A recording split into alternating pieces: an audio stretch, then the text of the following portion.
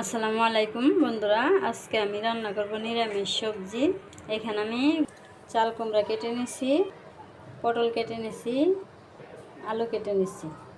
এই সবজিগুলো দিয়ে আমি নিরামিষ রান্না করব। এখন তাহলে আমি রান্নায় চলে যাব।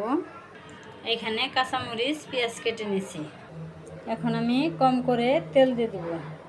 এখান থেকে কিছু পেঁয়াজ রেখে দেবো আর কিছু পেঁয়াজ দিয়ে দেবো। কিছু পেঁয়াজ আমার পরে লাগবো, কিছু পেঁয়াজ নিয়ে দিই, পেঁয়াজ দিয়ে দেবো।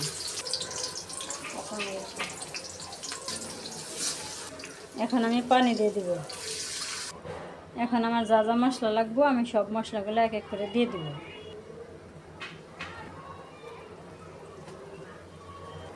এখানে আদা রসুন জিরে একসাথে বেটে নিয়েছি, দিয়ে দিলাম। এখন আমি মশলাটা কিছুক্ষণ কষিয়ে নেব। এখন আমি এই সব সবজিগুলো দিয়ে দেব। এখন আমি ভালো করে কষিয়ে নেব। এই যে বন্ধুরা, এই সবজিটা আমি অনেক সুন্দর করে কষিয়ে নিলাম। এই যে এখানে মুসুরি ডাউল নিয়েছি কিছু, এই ডাউলটা আমি এখন ধুয়ে আমার এই সবজির মধ্যে দিয়ে দেব। বন্ধুরা, এখন আমি এই ডাউলটা ধুয়ে নিয়েছি, এখন দিয়ে দেব। এখন আমি ডাউলের সাথে সবজির সাথে আবার কিছুক্ষণ কষিয়ে নেব।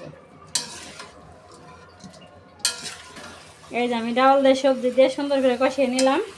এখন আমি পানি দিয়ে দেব। বেশি পানি দেব না, কারণ আমি ভালো করে কষিয়ে নিয়েছি। সবজিগুলো সব কষাইতে কষাইতে যে গলে গেছে, বেশি পানি দেওয়া লাগবে না।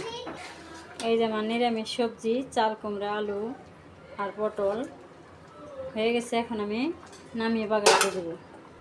বাগারের জন্য কড়াইতে তেল দিয়ে দিলাম। এখানে একটু আস্ত জিরে আর আস্ত শুকনো মরিচ এখন আমি তেলের মধ্যে দিয়ে দিলাম। এখন পেঁয়াজ দিয়ে দিলাম। এখন আমার নিরামিষ সবজিটা দিয়ে দিলাম। এখন আমি নেড়ে চেড়ে বাগারটা মিলিয়ে দিব। হয়ে গেল, এখন আমি নামিয়ে নিব। বন্ধুরা, আমার নিরামিষ সবজিটা নামিয়ে নিলাম।